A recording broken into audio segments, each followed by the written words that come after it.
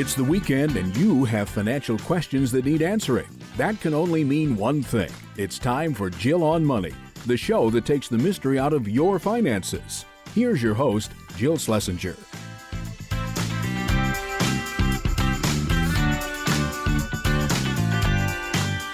Welcome to the Jill on Money show. Hello, February. I hope you're having a good first few days of the month.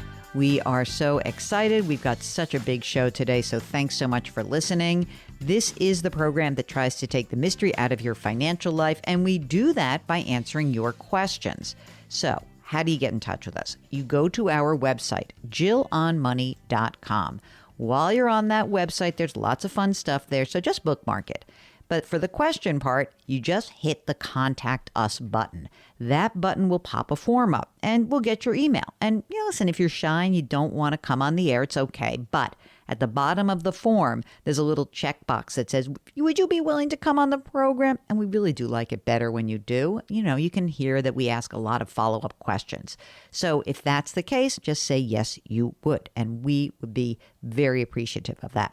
So later in the program, we are going to have a big deep dive into the Secure Act 2.0. This was legislation that was passed at the end of last year. And our sponsor, Facet Wealth, has been very good to us. And there's a guy there who I like. And actually, I knew him before they became a sponsor.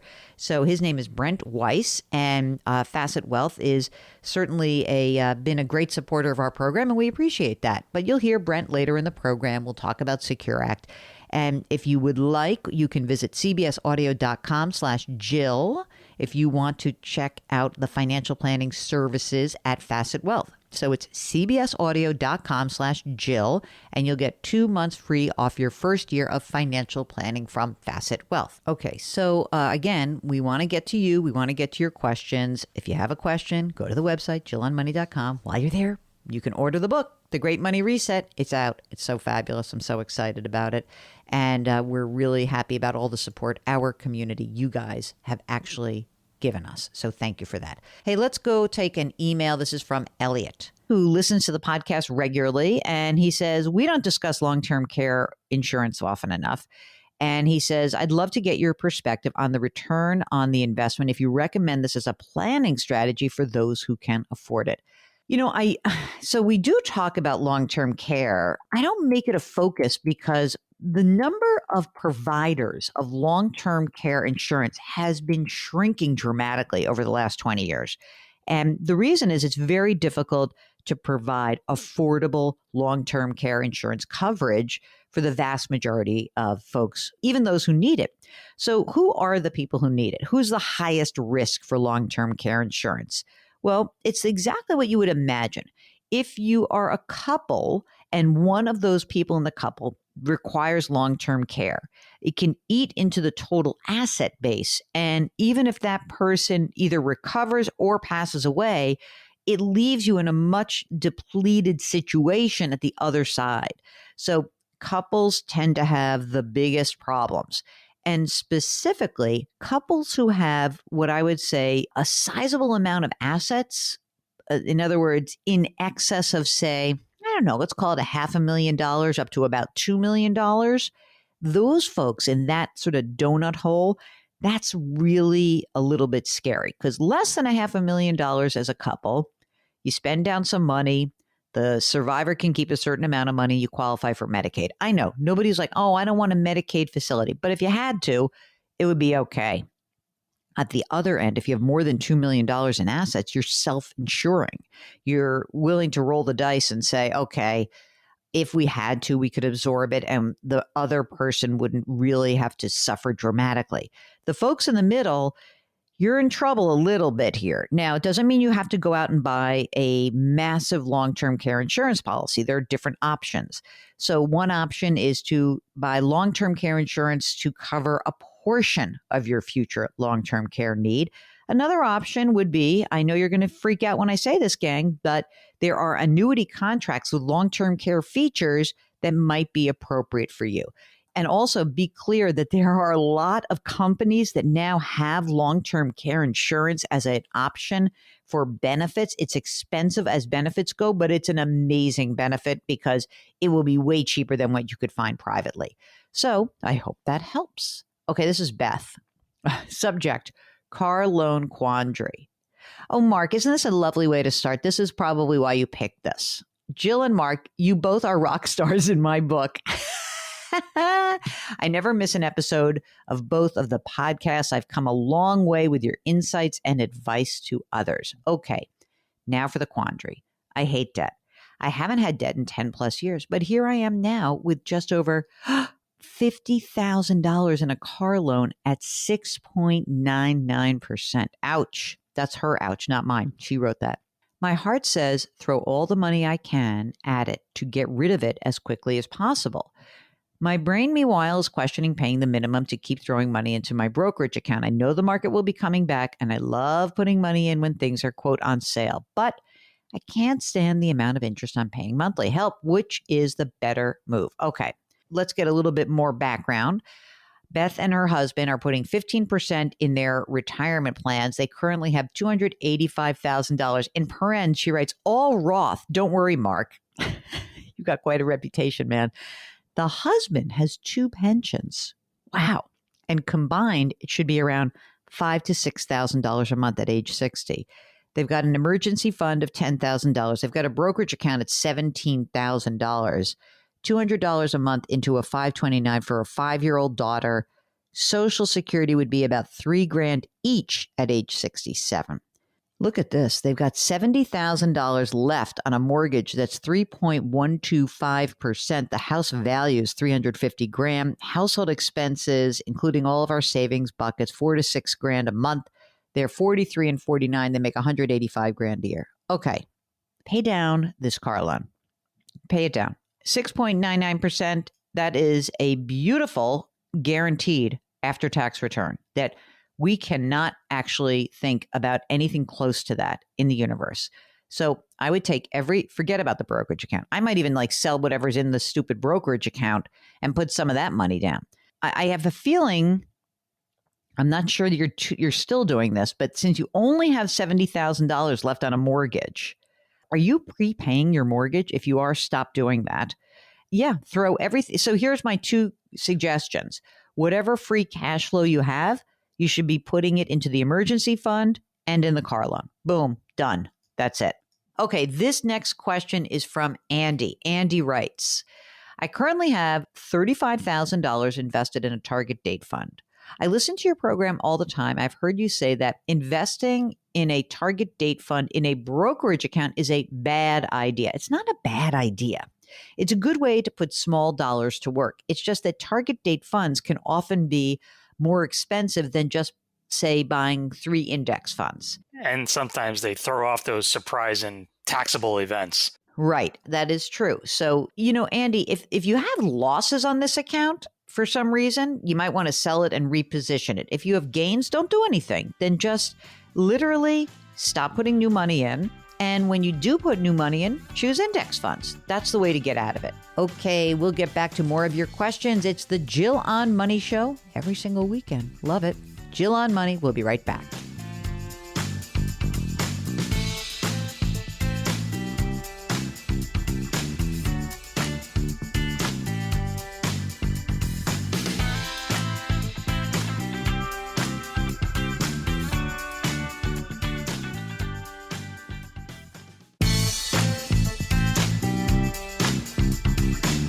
Back to Jill on Money, where Jill Schlesinger helps you take the mystery out of your finances.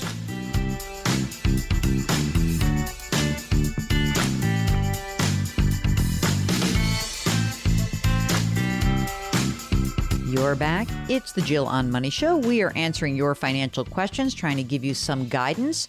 Right now, let's talk to Jane. She's from the Midwest. Hello, Jane. How are you? Hey, I'm good. Delighted to be with you guys today. Fantastic. What brings you to us? What's going on? Well, I've been a do-it-yourselfer investor my whole life. And so, I'm delighted to think that I can have your eyes and Mark's eyes on whatever little pile of pennies I've collected, and you'll be able to see the flaws in what I've done and tell me about it. You know, I have a little saying in my household, which is no one wants perfection. We like imperfection. Imperfection is much more interesting. So you don't have to be perfect. We're happy to chat with you and figure out where you stand. So first of all, let's go to the basics. How old are you, Jane? I am 66, and Okay. the other half in the family here, the husband is 76. 76, an older man. Okay. Is he retired? Well, we're farmers. What? So farmers never retire. We just keep going. No, farmers never retire. They just sit on their land and hope it appreciates. Let's hope so. Are you still, I mean, you're still active and earning a living doing this? Yeah, we started a little berry farm years and years ago, and so it brings in a little income. We call it the berry annuity. So in the summertime, we sell some blueberries, and life is good. And then the rest of the time, we do whatever we do. Okay. So how much does that bring in, that income? You know, every year it's different. 20 to 30,000 as a net income. Oh, that's good. And you think that's going to continue for a while or for Yeah, how we think long? so. You know, we call it as long as we're vertical and ventilating. Oh my God, that's hysterical. So what is the income in addition to the berries? So the husband collects Social Security, but we've never been big earners, and farmers didn't pay into the system. So he collects like $900 a month in spendable income, and when I hit 70, I'll get $1,200. So that collectively is not enough money to live on by a long shot. What do you need? And we need $60,000 a year or $5,000 a month. Okay, I gotcha. Do you have other assets on which you are drawing to make up the difference? Yeah, we've, I've been a penny pincher and a saver. We've got a pile of cash, a couple $100,000 there. Got some bond funds and some I bonds. There's another 360,000 there. And then a bunch of money in taxable brokerages, one at Vanguard, one at TD Ameritrade. How much in that taxable? There's like 1.2 between those accounts. Those two accounts. Yep. It's funny how she started, Mark, because here I'm listening to her tell a story. She's like, this, and she was 1.2, like, wait for it. Okay. So you have a lot of money, which is good. So what are you doing right now? So you have the berry income, you've got your husband's Social Security, and where are you drawing money from to make up the difference? You keep that money that's in cash. Is that what you're using? I use that, it all comes in the summer for, it's a summer thing, so you got to parse it out. He's got a small SEP IRA that has only got 32,000 in it. So we take a required minimum distribution, but that's not much. And then I've had a larger I-bond stash, and I've been, as those come due, 30 years rolls along, I've been cashing out the 30-year ones, and that adds to the available spendable That's great. money. So that's great. By the way, she knew about I-bonds before the rest of us did. Clearly, or she was doing it well before any of us. So what is the farm worth? In the wildest dreams, at least $500,000, and maybe twice that. Farmland goes up and down, and Yeah, sure. But you want to stay? Like, what's the game I plan? want to stay. Again, as long as you can make the stairs, you can still walk. And, so yeah, we'd love to stay. We've been here 36 years, made it a pretty spot. It's pretty nice. My own little arboretum, and so that's pretty cool. Like to stay. And. Maybe I have two boys who have no interest in being blueberry farmers yet. You know why? Because it's exhausting. And they're like, wait, they toiled. We're not into toiling. Right. On the other hand, they're both unattached. And should they find a woman who wants to live in a rural lifestyle, out in the country, maybe, Maybe. All right. Well, okay. So you've got about this 1.7 million, and you don't have any debt and no debt. mortgage. Okay. No so mortgage. You've got this 1.7 million that you've squirreled away, or so, maybe closer to 1.8, which, should generate 50 grand a year for you, right? Sounds like most of it is actually taxable. So Absolutely. It's kind of great.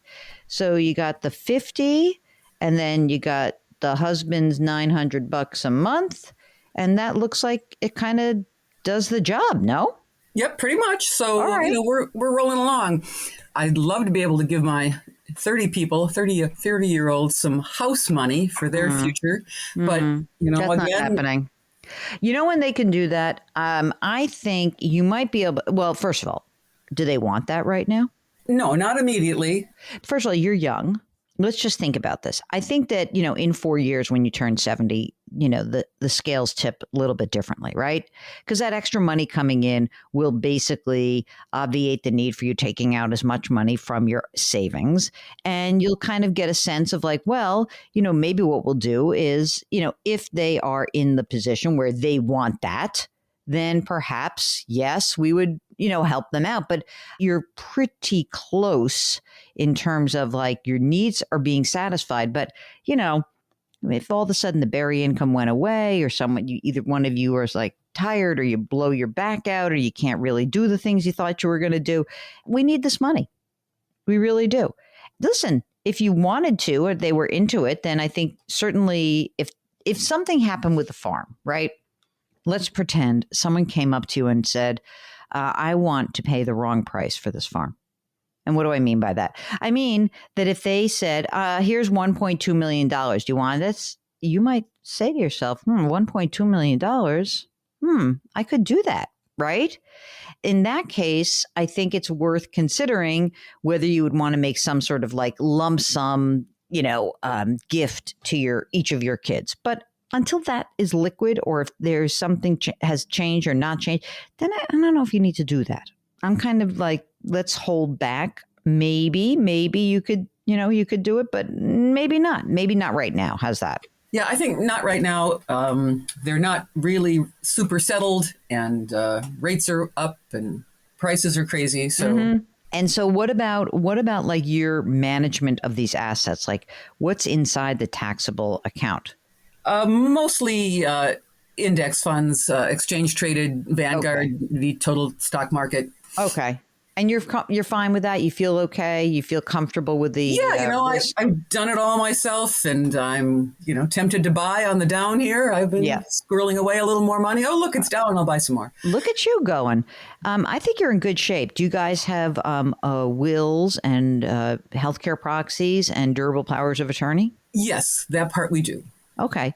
I think you're in great shape. I mean, if you had to dip into one of these accounts more significantly because things change, then, we might need to talk about how do we need to liquidate the farm. Today, I think your status quo is pretty great. It really is. The fact that you are able to even delay collecting that Social Security till your age 70 is also great. And, I'm fine with you guys kind of making sure that SEP IRA gets drained by the time you get to Social Security age. It's okay. You could tap that. You're in a pretty low tax bracket, aren't you? Yes, indeed we are. Are you in the 12% bracket? Meaning, yeah, most years. Okay. Because if you're still in there, if you can take a little bit extra, a little beyond your required minimum distributions for your husband, it's fine. You can use that. I would like to get rid of that first. It'll just be easier for you guys. Okay, that makes sense. Good idea. As long as you stay in the 12%, because then we could do that before you collect Social Security when your income will rise a little bit, right? Sounds good? Yeah, that makes sense. If you have a financial question, all you need to do is go to our website, JillOnMoney.com. We'll be right back.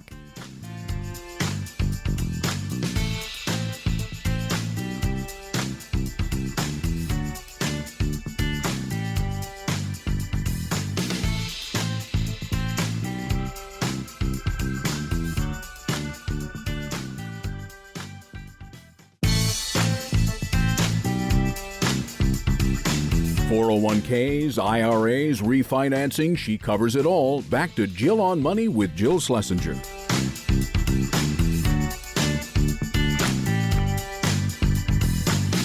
You're back. It's the Jill on Money Show, and we are trying to help you make better financial decisions. One way you may want to think about doing that is to just ask us a question. Just go to JillOnMoney.com, hit the Contact Us button. And while you're on the website, don't forget to order the new book. It's called The Great Money Reset, and it was inspired by you guys. You did all the work here. It's so great. Okay, so right now, let's talk to Lynn. She is on the line from North Carolina. Hi. I just want to make sure I am all lined up for my retirement dream barn dominium. How's that? Wait a second. Use that word again. Farm dominion? Barn, B-A-R-N. Okay, barn. Farm, barn. That's pretty close for me. What is such a thing? So, most people have a retirement dream home. Yeah. Well, my boyfriend and I, it's called a barn dominium, and it's huge, it's almost like a barn. Yeah. Where you can store all your toys, the RV, the razors, and you also live there also. What was that second word you said after RVs? The razors? What is it? We have a Polaris side-by-side razor that we take up into the mountains of West Virginia and go trail riding on them. Oh, wow. Yes. Mark, did you hear how I need a definition? Please translate for stupid woman talking to you from New York City. How much does a barn dominium cost? Depends on how much you want. So we're looking in the $3,000 to $4,000 price range. You mean 300 to 400,000? Yeah. Okay, so 300 to 400,000. And would this be in addition to a current home, or would you sell something and then move into it? He would probably sell his house. I've already sold mine. I jumped out when the money was good earlier in the year. I've sold mine and I've downsized to an apartment right now. So he will sell his and then I will have my proceeds from mine. And then together we will go in and get our barn dominium. How you keep using that word, it makes me laugh. How much did you sell your house? Or, well, let's just say, how much do you have in cash set aside for the purchase? Currently $178,000. Okay. And that's in cash right now? Cash right now. Okay. Your Beau's house, how much is that worth? It's worth about $280,000. And does he have a mortgage on it? He does. How much? I think about 200. So he'll add 80 grand to the kitty. Right. And this is probably a 5-year plan from now. Okay. So 5 years from, how old are you guys? I'm 56. He's 51. And you're both working? Correct. Okay. How much do you guys each earn? I make $133,000 a year and he makes 60. Okay. In 5 years, will you guys move to the barn dominium, totally stop working, or 5 years, move there, keep working, and for however many years? You tell me, what's the goal? So I am going to drop down to part-time work when I'm about 61. I'm able, with my company, I'll be able to retire and then go back as a part-time employee and travel a little bit around the company and do some work that way. Cool. He will probably stay employed where he's at right now. So when you go part-time, how much would that mean in terms of income for you? Would it be half? Would it be more? What would it be? It's probably going to be 3/4. Okay. That's good. And with no benefits, or how are you going to get? That's my issue. No benefits. No benefits. So you'll need health insurance. Correct. And how does he get health insurance now? Through his job. Should we just get married so you can get his health insurance?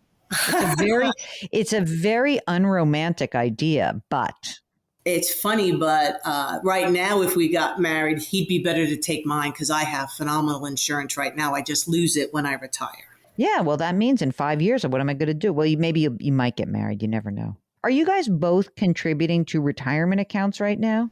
I'm not sure what he's contributing 100% to, but I have my numbers down. Okay. Currently, in my 401k, I have $565,000, and that's split between there's $122,000 in my Roth and $443,000 in the traditional 401k. Got it. I also have a rollover IRA that's got $400,000 in it. Woo! Look at you. Yep. And when I do retire from work, we have a cash balance. So my current cash balance is $144,000. This is amazing. This is a great story. And when you are your full retirement age, 67 probably, do you have an estimate of your Social Security benefit? $3,600. And he'll get some Social Security as well, but he's younger. Yes, which is very smart of you. Do you guys have kids from prior relationships? he does. I have no children. He's got a 16-year-old who's still at home. So that's why it's a 5-year plan. I He's get it. raise her, get her through college, get her up on her own. And then him and I can take off to do what we want to do. Oh, that's so nice. Yeah. That's great. When you are looking at this 5-year plan for the barn dominium, is it something that you have to build or is it actually there? So we will have to build it. Okay. So one of the questions I had asked was, so I want to make as much money as I can on that $178,000. Mm-hmm. I have it in high yield savings right now, making about 3.25%. Not bad. I don't want to invest it because in the next 5 years, we drive around the country a lot. And if we see a piece of property that we're interested in, I would maybe buy property now. And then I see. You want to have the option. So barn dominium, like great, but maybe not. Like you could do other, like if something happened, you want to have the ability to pull the trigger, right? Correct. Okay. So, I mean, for safe money, I like your idea. Like, let's not make ourselves too crazy. I mean, the high yield savings is great. It is possible you could go into some CDs that might yield a little bit more. For example, I literally just typed this in. I went to depositaccounts.com. You can do this at deposit accounts or at Bankrate, but I just looked at this and I said, oh, look, there is a 12-month Marcus by Goldman Sachs CD. Oh, former advertiser of the show. I should disclose that. And it's like a 4% note, 4% CD.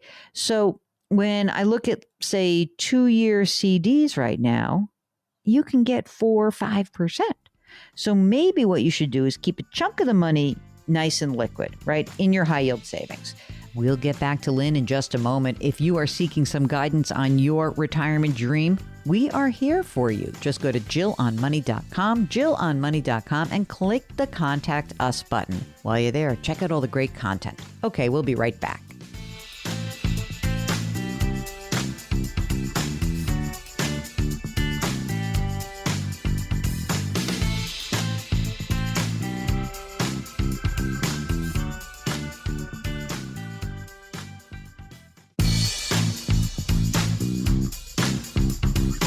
Welcome back to Jill on Money, where Jill Schlesinger takes the mystery out of your finances.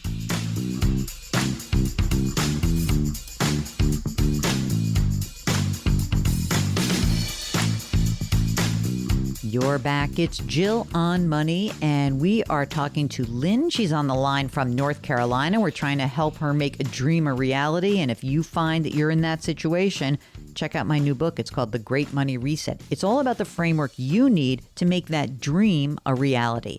So you can order The Great Money Reset right from our website, JillOnMoney.com. Okay, now it is time to get back to Lynn. Do you have the ability through E-Trade to buy CDs? I do have an E-Trade account. Yeah, I see that because you said I noticed in your email that you said that's where you have your high yield savings. Do they have an ability for you to? They should, I think. Not look, but I will look. Check that out. And if not, you could take a bunch of the money. So of the 180, let's say that you wanted to, try to be a little. So you have, let's say, 80 of it in high yield savings. And maybe the other 100, you say, like, let me put 50 in a 1-year CD and 50 in a 2-year CD. And if you had to break it, big deal, you could. It seems to me that like maybe nothing's going to happen in a year, but maybe 2 years, and you want to have the ability. That's the way to juice up the actual interest rate. Just build what's called a CD ladder. And so it means that just you put some in 6 month, or, you don't have to do 6 month because you have the height, but you could check it out like 6 month, 9 month, 12 month. You could go 18 month. I wouldn't go much beyond 2 years. And I think that would really set you up. I mean, when you look at your cash flow right now, how much are you saving in addition to you're putting money into your current 401k? Are you maxing it out? I am putting in 15% into my 401k. And I currently have it all going to Roth since I was trying to build that account. Okay. And I still have roughly $3,000 left a month. Whew. My next question is, where do I put that to help boost up? I think that you keep it in this cash account because I don't think you really want to take a ton of risk with this. When you look at it, again, 2-year CDs are paying 4.5%. So maybe I would, and a lot of them that pay, a lot of them, the 2-year CDs that some of them that pay more will have like a minimum amount. So, but it's, you'll have that, So I think it is worth checking that out. And that's what I would do. I would load up on that account because you're very likely, depending on what happens, obviously, but in 5 years, you're building this money up. You already have a bunch of money saved. And, I think you'd probably want to try to get to your 300-ish and know that you have that in cash and you could just build this thing as you wish, not having any sort of loan to deal with. Right. That's our goal, is to get to retirement with no loan. And it looks to me like you don't spend a ton of money between the two of you. Like you're good savers. So I think it works. I really do. So I would put that $3,000 a month. I'd put it into your, let's call it your house slush fund. I would be a little bit more efficient. In addition to the high yield savings or money market, you add some CD ladders and you can look, and again, just look you'll see, you get a very good sense of it. Like, oh, for 6 months, I get this much, 9 months, 12 months, don't go more than 2 years for the time being. And I think that it's great that you still have the money available after putting 15% into your retirement account. So it's great. The other reason why I want you to have a cash built up is that when you're 61, 61 to 65 is 4 years of having to pay for your own medical insurance. And, presuming you're not married. And I think that you're going to want to have some extra cash kicking around for that. And I think that's great. And then I think you're all set to go.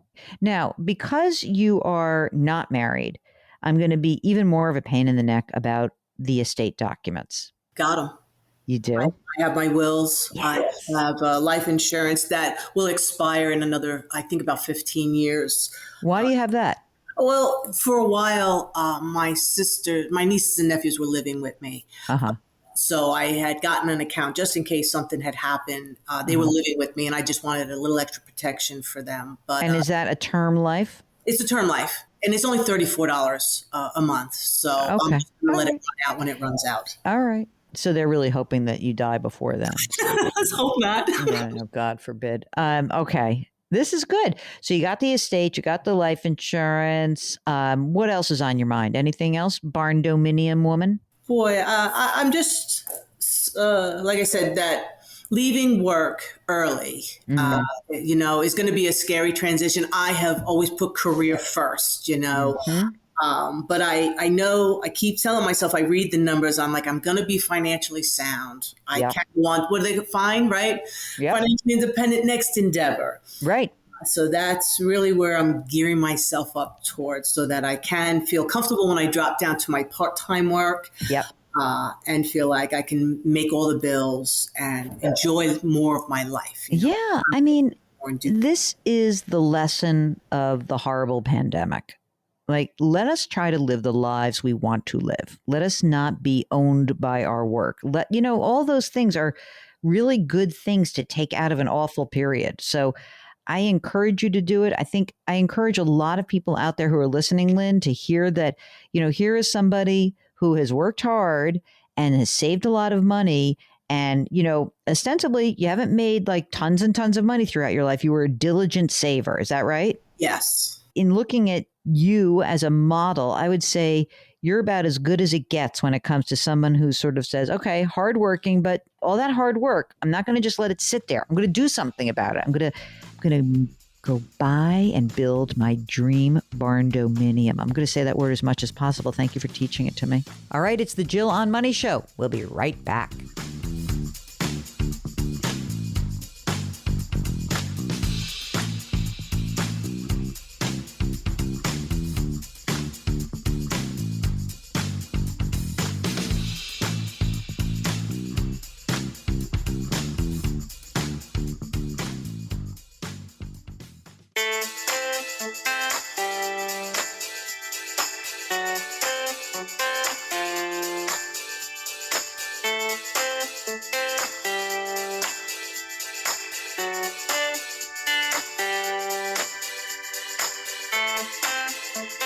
You're back. It's Jill on Money, and we are here trying to answer your financial questions.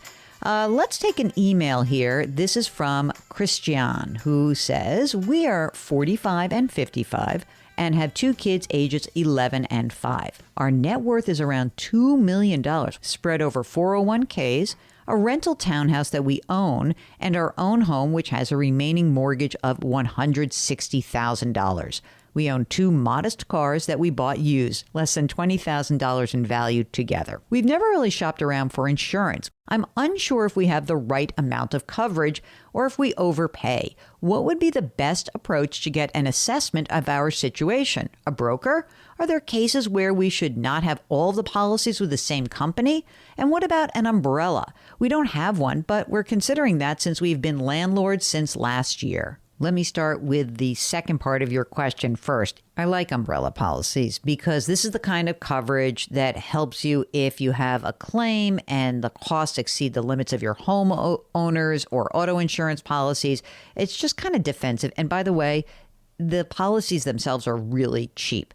Now, as far as your other question, I think it's a great idea to check all of your insurance coverage. So you're talking about umbrella, but property, casualty, life insurance. You can get a broker to do this. You can also start with online services like Policy Genius. Policy Genius is a sponsor of my podcast, so I just want to disclose that. But it's a good way to kind of test the waters a little bit.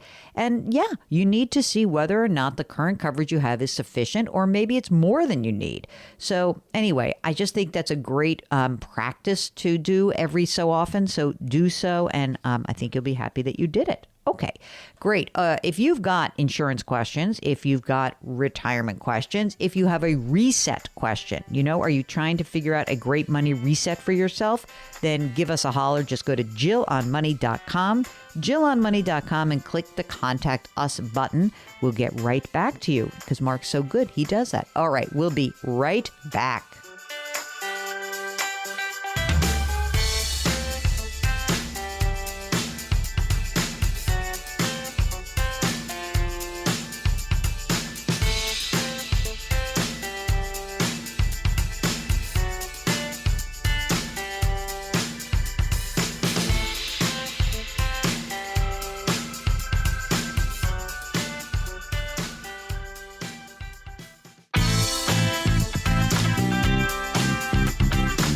It's the weekend, and that can only mean one thing. You're listening to Jill on Money, the show that takes the mystery out of your finances. Here's your host, Jill Schlesinger.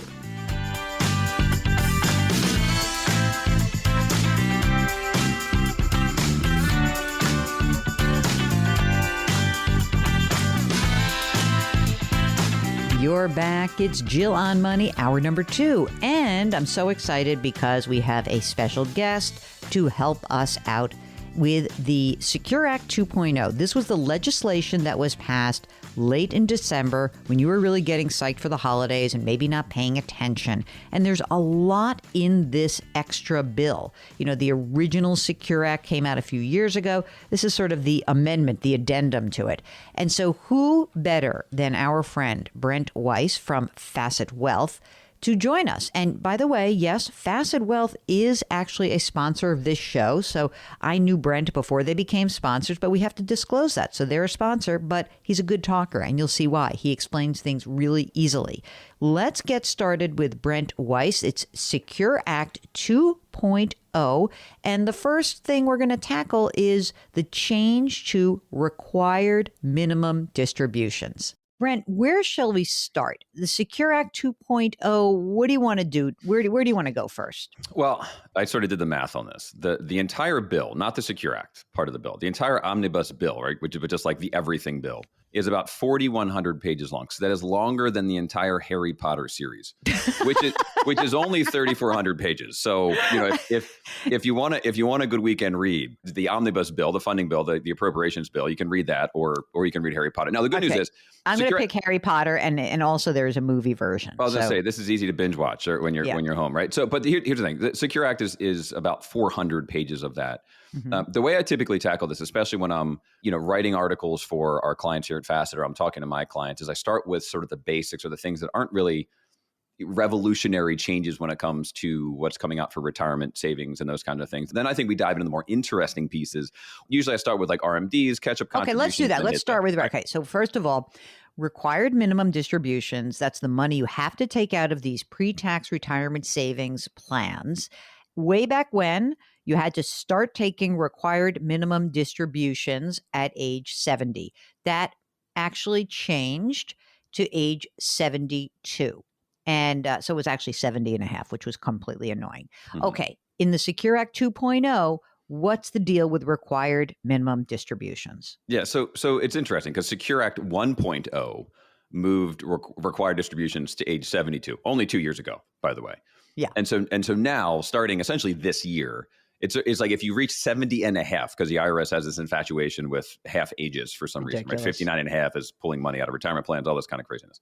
It's 73. The year in which you turn 73 becomes the year. Now, there's some technicalities to that because you can actually wait for your first distribution until like April 15th of the year after. But let's just say the year you turn 73 now.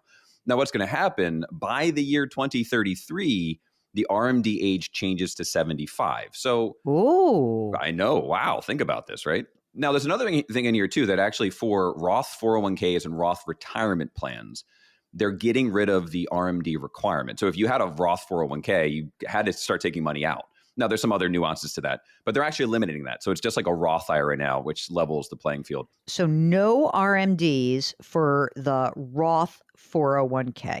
That's correct. And 403Bs and those types of accounts, employer-sponsored plans. Yep. First of all, I don't know that this really impacts most people. I understand your RMDs push back, but about 80% of retirees are already taking more than the RMD before they're 70 and a half or 72 or 73 or 75, whatever it is, right? So it'll be like a minimal impact for most people. Here's the I gotcha, or the gotcha part of this is I think what's going to happen is people that delayed until 75, they're going to have to start taking more money out in that first year. And it could actually create sort of this tax torpedo where all of a sudden you're taking a larger distribution because you wait 5 years to start taking money out of your IRA. So it really comes down to everything else. That is actually an interesting thing to consider. I mean, the money still has to come out. It's just starting later. And that means more money would have to come out. And I want to just also say that, I mean, although our listeners are usually pretty fortunate and they're managing RMDs, the vast majority of people are not really worried about RMDs. Like Ed Slott always says to us, like most people need this money. So they're not like, it's not a requirement, it's a necessity. So 2033, that's just forever from now, but not really. It feels that way. I mean, it'll be here before you know it, just like we're already in 2023. And I feel like last week we were joking, it was January of 2022. So it'll be here before we know it. So the other thing here too is a lot of people, this actually steps into what the plan, what Secure Act 2.0 doesn't have in it, which is it didn't eliminate backdoor Roth IRAs or Roth conversions for certain income levels. So the good news about it now being 75, or like 73, let's say 75 down the future, is if you're thinking about, you don't need the money out of your IRA, it's a better planning window for conversions to Roth IRAs too. So some other planning opportunities for your audience out there, Jill. All right. Now, staying on the retirement plan stuff, tell me about the catch-up contribution thing, because many people know that the favorite thing that I say about turning 50s is, first of all, you don't care what anyone thinks about you. And second of all, you can make a catch-up contribution in retirement plans. Now, there's a new catch-up, like an extra catch-up. What's that about? Right. It's like the super catch-up, right? Oh, I think I'm going to call it that. It's the super catch-up. I like it. It's like the supersize me over supersize at catch-up. So we get the super catch-up here. Yeah. So if you're over 50, the way this plays out, if you're under 50, you can contribute $22,500 to your 401k, 403b, thrift savings plan, et cetera. If you're over 50, you can do an extra, this is the initial catch-up, the regular catch-up of $7,500 to get you to a total of $30,000 this year if you're over 50. What they added is the super catch-up, which means when you're over 60 and it's from 60 to 63, not quite sure on why it's only a couple years. I guess maybe they're leading up to sort of Medicare when people ultimately retire. You can contribute up to the greater of $10,000 or 150% of the regular catch-up limit to your 401k, 403b, et cetera. So it's the greater of, so this gives you the maximum opportunity, the greater of $10,000 or 150% than that 7,500? That's correct. The regular catch-up contribution limit.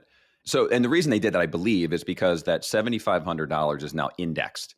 So it's going to start ratcheting up. So if they're in some, funky math world, right, that all of a sudden one becomes larger than the other, they don't want to ultimately take the additional contribution from you. It's not an additional 10, or it's up to, in other words, you do, let's say I'm 61. I might be, I can put 7,500 plus 10 or 7,500 or 10. Or 10. It's or. Yeah, correct. Good point of clarification. So it essentially, when you get to, if you're 59, then you turn 60, instead of only being able to do the 7,500, you'll get an extra bump to the $10,000 or the 150% catch up. Now, what I would do is, if you're at that stage, is just ask HR or your employer and say, hey, what can I put into this plan this year, just to verify you have the right number and you hit the maximum. Now, here's the really interesting thing about catch-up contributions. Oh, by the way, there are changes to SEP IRAs and simple IRA, or really a simple IRA catch-up contributions. I'd have to get those specific numbers for you, but here's the trick when it comes to this super catch-up contribution, really traditional catch-up contributions, is that if you make over $145,000, they must be classified as Roth contributions. So no matter what. If you're over the income threshold, which changes how you think about it. So you're sort of automatically forced to fund a Roth contribution when this kicks in. We'll get back to our interview with Brent Weiss in just a moment. If you've got financial questions, if you want to know more about Secure Act 2.0, all you need to do is go to our website, JillOnMoney.com, JillOnMoney.com, click the Contact Us button. We'll be right back.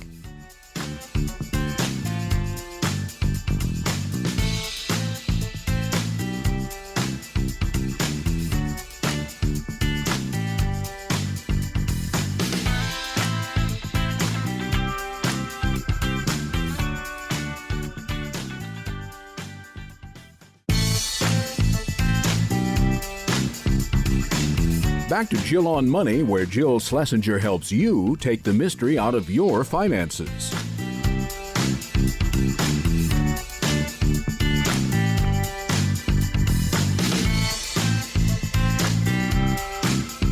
You're back. It's Jill on Money, and we are talking about the Secure Act 2.0. So if you missed any part of this broadcast already, you're going to have to go to our website, JillOnMoney.com, and listen to the first segment about required minimum distributions. Lots of changes there. So really important stuff for everyone, because anyone who has a retirement account that's a pre-tax or a Roth is going to be impacted by this. It's really important. So now we're going to get back to our guest, Brent Weiss. He is from Facet Wealth. And yes, Facet Wealth is a sponsor of this program. Just full disclosure, I knew Brent before they became sponsors, but I just like to clear that up. Here is more of our interview with Brent Weiss. We know a ton of people who call the program who are part-timers. Tell me a little bit about the part-time workers and what they need to think about with retirement plans. Yeah. So essentially, if we go back in time, right, we time warp back even before Secure 1.0, essentially employers could keep you out of the plan if you were a part-time employee. I think it's like 500 hours, right, that you're working per year. It doesn't matter if you were there for 30 years. You're a part-time employee. Sorry, you can't contribute to the 401k. So Secure Act 1.0 essentially said, well, if you're working for 500 hours and you're there for 3 years, you can contribute. Secure 2.0 actually said, hey, you know what? It's now 500 hours and 2 years. There's required eligibility for you to contribute. So if you have been part-time, you're working at a company, and you've been there for over 2 years, now is your chance to actually contribute to these retirement plans and hopefully get an employer match and start ramping up your retirement savings. You know how much I hate 401k emergency withdrawals, right? Mm-hmm. I hate it. I think it's terrible. I've never heard, like, a teacher who runs into a problem cannot borrow against his or her pension, but we allow this anyway. All right. So tell me, instead of me fighting it, let's just talk about what is the rule. Well, so typically if you take a hardship withdrawal, there's only certain things you can do it for. We don't have to go through the list. And essentially what they're saying now is they give you this limit of $1,000 where participants can reach into their plan like once every couple of years and pull the money out. You could even pay it back. Here's why this came to be, right? I don't want to say the numbers don't matter, because they do ultimately. But at the end of the day, you work with somebody so you have a plan so you don't have to dip into your retirement funds, because that's very challenging. The reason they did this is because when they surveyed plan participants and even people who aren't contributing, what they found is one of the biggest reasons is people don't have emergency funds. I think, 40% of American households couldn't cover a $400 expense. And so they started thinking, well, how do we actually help people put money into a 401k plan?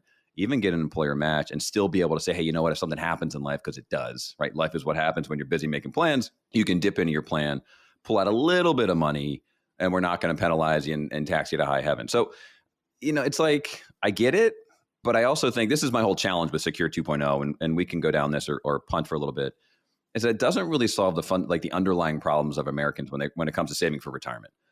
We keep adding features and tools. Honestly, there are enough tools out there to help people save. We're just not in a position to save. Inflation crushed everyday Americans in 2022. Now, do you think this has to do with automatic enrollment? Because I know there's some part of automatic enrollment in this Secure Act. And I thought that behavioral economists say if we automatically enroll people, we'll get more people in plans, but doesn't mean we're going to get them maxing out. So what is the automatic enrollment in retirement plans in Secure Act 2.0? Yeah, so this is similar to some of the other things. That this doesn't phase in right away. I'd have to get you the exact year.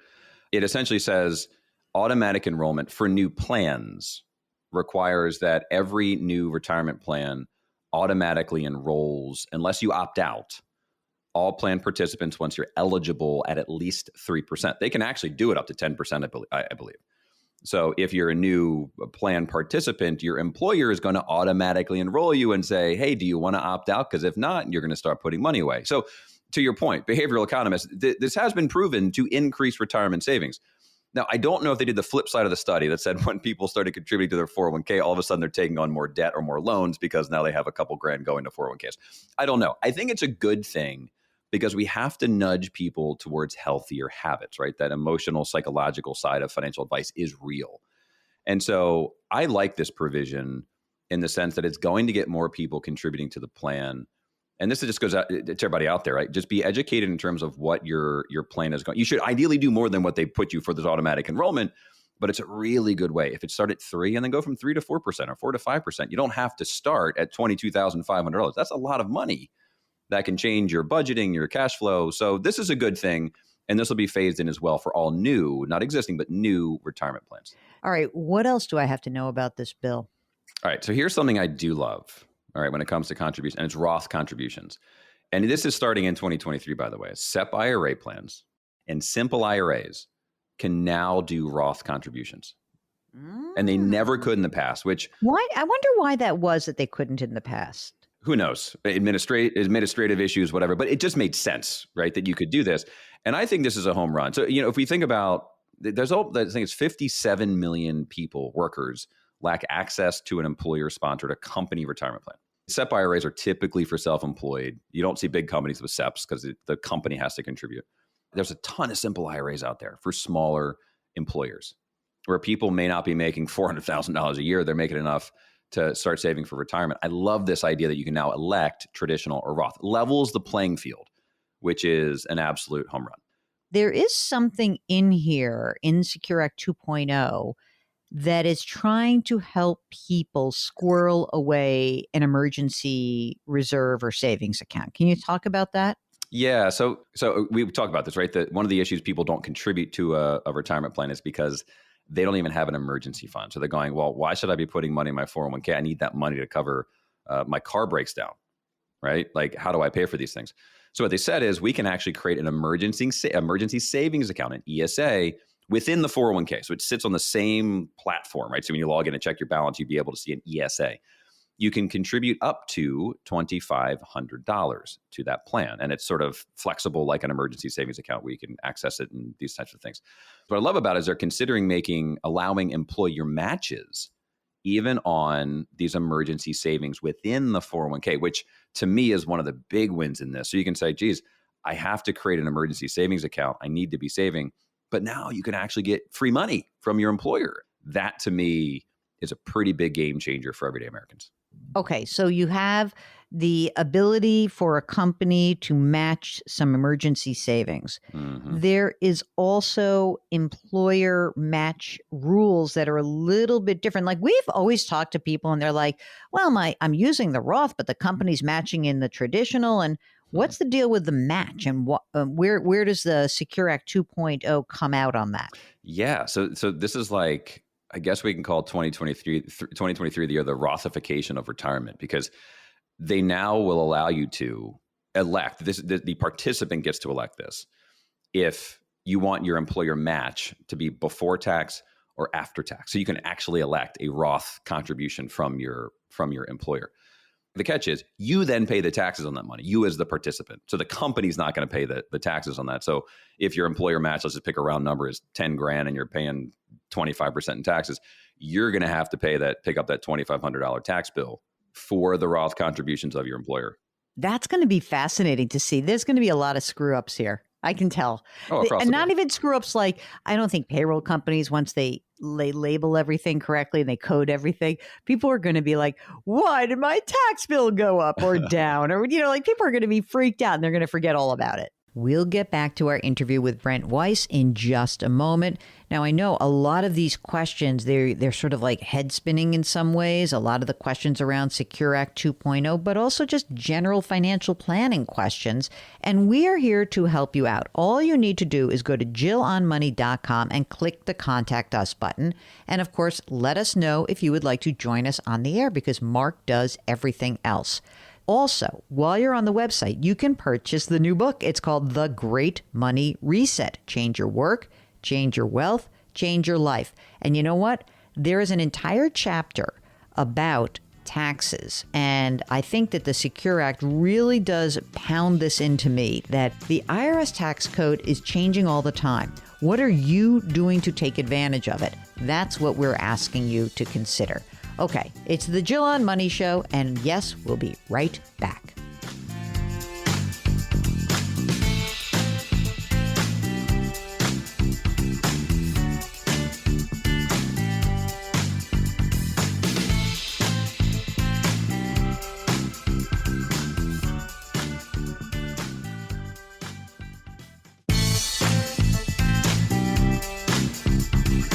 .401ks, IRAs, refinancing, she covers it all. Back to Jill on Money with Jill Schlesinger.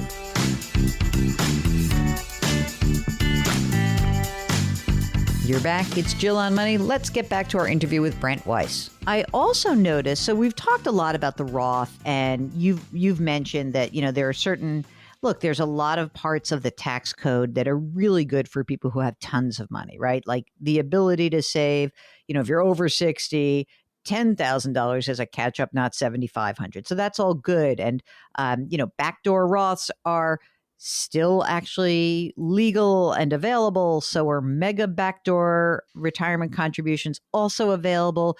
There are a couple of things that I think that the Secure Act 2.0 is trying to focus with lower to middle income folks, and not just auto enrollment or even that hardship, that there's something called a saver's match or a saver's credit. So right now, I had to look this up. So believe me, I didn't know this off the top of my head. Right now, the saver's credit allows people to receive 50% of their retirement savings contribution up to $2,000 in the form of a non-refundable tax credit, meaning you receive the money back up to $1,000 only if you owe at least that much in taxes. And if you don't owe any money in taxes, you don't get the benefit. Okay, so, right, you put $2,000 in, I get 50% of that in a tax credit, but only if I owe taxes. Okay, take a breath, Jill. Starting in 2027, which is just around the corner, ladies and gentlemen, instead of a non-refundable tax credit, you get a federal matching contribution that goes into an IRA or a retirement plan. So I think that's kind of better. Just like put the money away. So like, let's say, there's a phase out and everything, but it's like the money just goes into a retirement account so that you don't have access to it through the tax credit system. And you don't have to worry whether you owe taxes or not. It just goes in there. So that seems like good, right? Isn't it a better thing just to have the thing be cleaner and put the money in the retirement account and go from there? Simple is always better. 529 plan. What's happening with the 529 plan? What happens here? Well, the 529 plan, which is just the IRS sort of section for education savings, it has become the Swiss Army knife of like everything planning. It's like not even just for education anymore, which is wild. Right? So it used to be that a 529 plan was essentially used for college. So you'd put money in when little Johnny or Sarah's running around when they're like 6 months old, and you're like, I don't even know what they're going to do when they're 2, let alone 17 and go to college. But you could put money in, and the growth in earnings was tax free. And if you used it for qualified education expenses, essentially college at that time, the growth was tax-free. Great way to build money. But then what people said is like, well, what if they get scholarships and what if they don't go to college? And who knows what the heck is going on? So all of a sudden we started adding these provisions. This Secure Act 2.0 now actually allows for money in your education savings, the 529, to be rolled over to a Roth IRA for the beneficiary. That's just who you're funding the account for, right? So if you have a kid, Johnny or Sarah again, it can be for their Roth IRA in the future. Couple catches to this. The account has to be open for at least 15 years. This is where the IRS has to come out and tell us about specific rules, because what they didn't state is whether this is if you already have a 529 that's open for 15 years, if that becomes active all of a sudden. That was going to be my first question. That was very Always good. Okay, so we don't know. We don't know yet. So it sounds like based upon how they wrote the law, that's the case, but we always have to wait for the IRS to come out and confirm it. All right, let me just do this. Mark is my son. Let me just do it for Theo. Like, I open an account for Theo. Aunt Jill, benevolent Aunt Jill, puts $100,000 into this 529 account over the course of 10 years, 15 years. Now it's 15 years later. Theo gets a full ride at Stanford. The $100,000 that's been in there now for more than 15 years, as a lump sum, can roll into a Roth for Theo? Good question. Here's one of the catches. There's a lifetime limit for in this case for Theo, right? For every individual of $35,000. Oh, come on. That's nothing. But it's better than nothing, right? It beats a poke in the eye kind of thing. So, and you can't do it all lump sum. It has to be based upon annual Roth contribution limits, which would be, if we did it this year, $6,500. So you'd have to do it over multiple years. And it replaces your Roth contribution. So you can't double dip a rollover from a 529 and do a Roth contribution at the same time. So there's okay. Wait a minute. I have so many questions. Okay, so it's subject to the annual contribution limit. I get that. That makes sense to me. But it's not subject to income testing. In other words, right now, correct, I cannot put money into a Roth if I'm making over a certain threshold. And if Theo in 15 years, let's say 20 years, is making above the threshold, I'm still able to do whatever that annual limit is every year from the old 529 plan, we think? Yeah, that's the way that I've read it. And that's the way it appears to be written, unless the IRS changes that and says that we're gonna cap it. By the way, like, things are always changing. I mean, think about all the legislation we've seen in the last just 2 years from COVID. This could change 10 or 15 years down the road, but it's a huge benefit, which is why. So here's why they did it, right? Like, a lot of things, people weren't using 529 plans because there was so much uncertainty about, what does a kid do in 15 or 16 years when they go to college? Is college going to change? What about cost, public, private, in-state, right?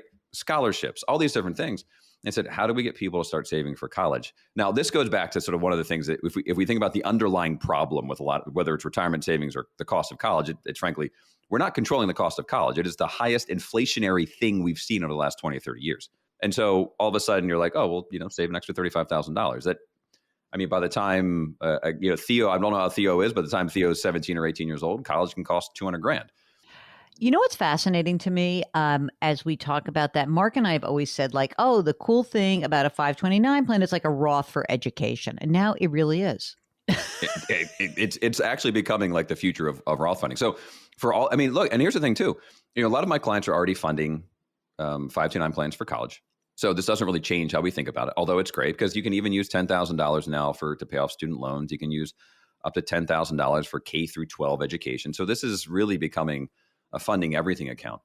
The difference here is sometimes we're talking to grandparents to either sort of supplement college or even pay for a master's degree, a graduate degree.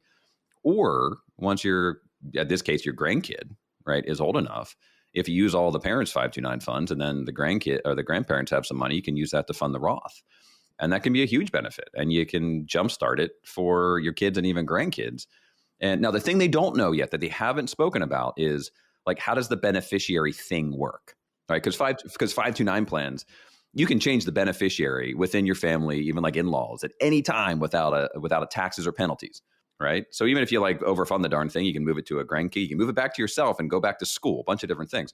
What they haven't said is if you change the beneficiary from Theo, and let's say I change it back to my name here, or Jill, let's say you change it back to your name, right? From Theo back to you, if then you all of a sudden can then start converting from the 529 plan to the Roth IRA. They haven't confirmed that yet. And so that'll be an interesting thing to see how that plays out. Okay, we'll be back in just a minute.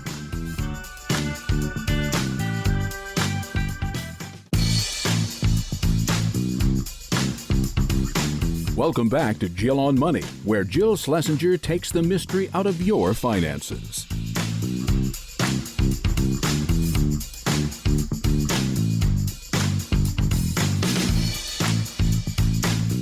You're back. It's Jill on Money. And thanks again to Brent Weiss from Facet Wealth for joining us to do the big deep dive into Secure Act 2.0. You know, it raises so many issues for many of us about how we are managing our pathway into retirement. There are so many strategies to consider, and each one of you is unique. So if you need help, you can go to our website, jillonmoney.com, and click the Contact Us button.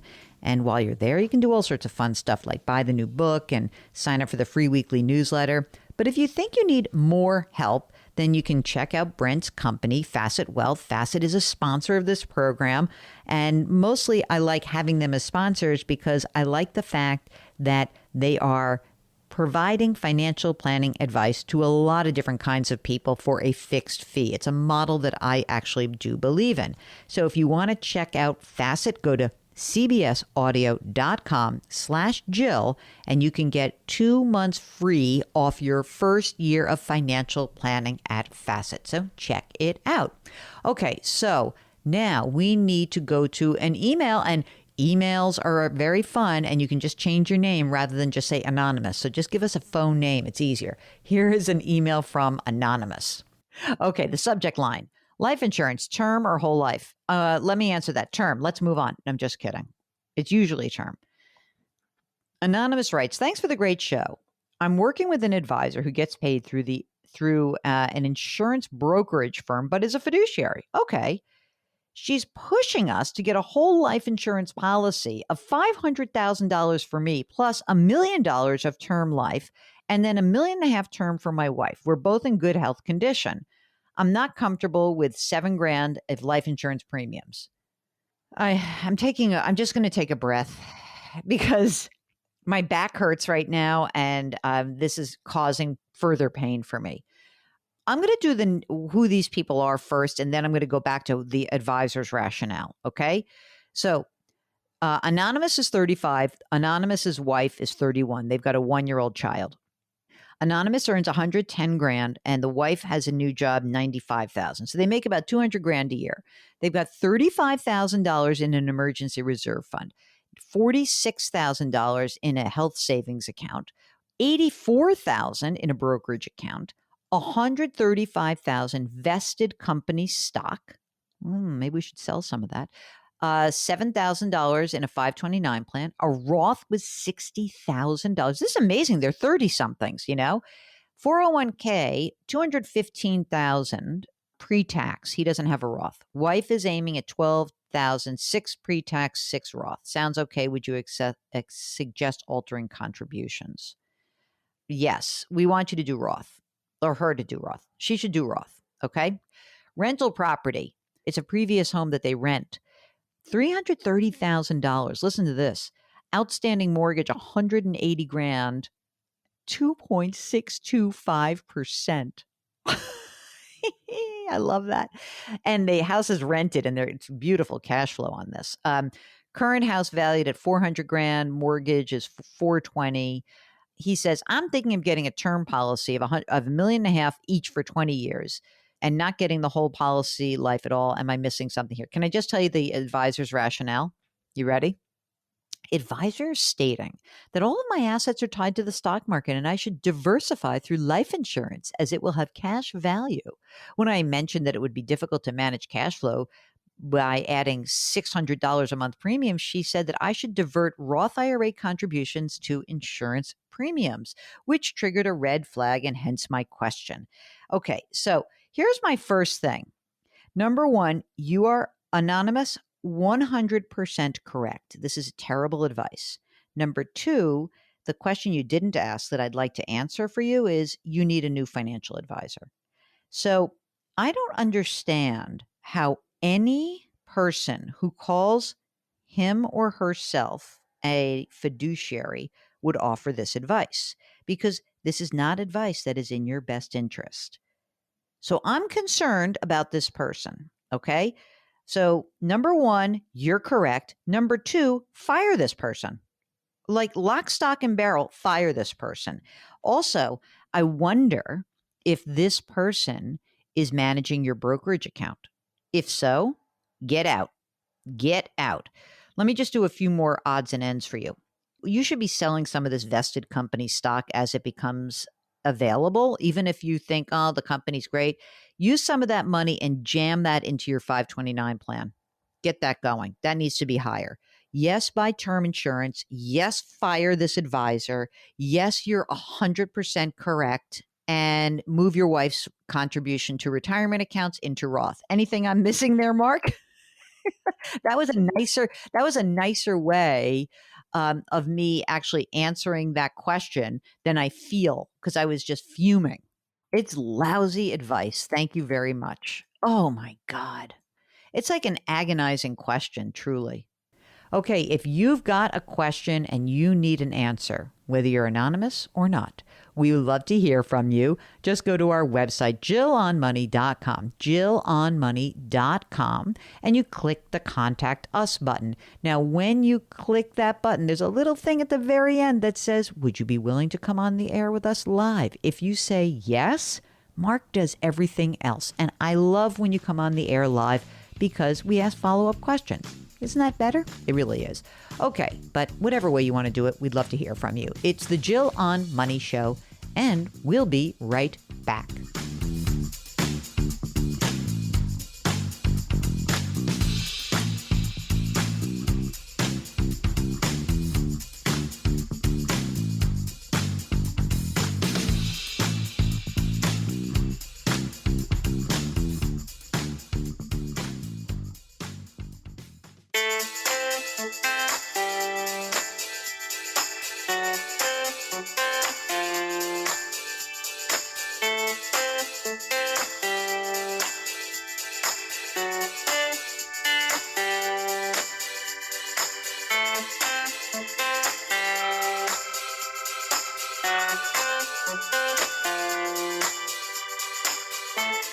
You're back. It's Jill on Money. And before we conclude the program, let's take an email from Ron, who writes, given the state of the current debt ceiling dilemma, I would almost call it drama, should I be cautious about buying treasury bonds or bills? Should I choose a bank or brokerage CD? You know what? I would not actually be nervous about buying government debt. But in fact, what you really should be thinking about is, when do you need this money? What is the time frame we're talking about? Do we really believe that the U.S. is going to default on its debt obligations? No, I don't. But you have to understand that things could get a little hinky. You might see things fluctuate in value. So if you buy bills or bonds from the government, they can fluctuate in value. But if you hold them to maturity, you're cool. You should be fine. So I would not worry about that. If you're really, really nervous, I guess you can buy a CD, but I don't know. I think the U.S. government's going to do okay. I hope these knuckleheads in D.C. get their acts together. Okay, so here we are coming to the end of the program, and I just want to remind you that the book is out. It's available right on our website, The Great Money Reset. And if you're feeling skittish about buying the book, then you can go to the website and click on the video section, because I got a bunch of segments that I did on television that will give you a flavor for the content of the book. And I think you're really going to like it, because this book came from you. You all inspired me to write this book with your stories. So check it out. It's The Great Money Reset. All right. Our music is composed by Joel Goodman. Karen Kranick is our web queen. Mark Talercio is our executive producer. We ask you to lift someone up, because that is a nice thing to do. Thank you for listening. We'll talk to you next week.